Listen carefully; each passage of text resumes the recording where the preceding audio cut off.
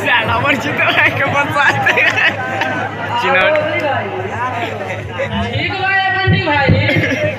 ना साहेब आवे लगा रे साहेब के आते आते ले ले ना ले बो छुट्टी ले ले तू काय खाती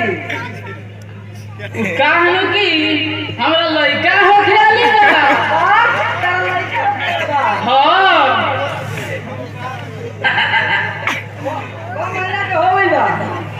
नौगा महीना खत्म हो गई बा 10 चलत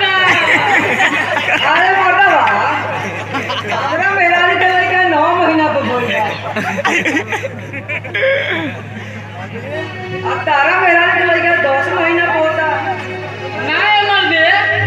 ये अक्टूबर का महीना है यही से 10 महीना कहानी है अच्छा ठीक बा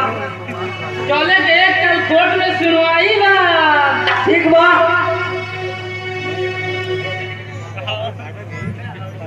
पाला घ्यायचं तर नाही जाताला कोट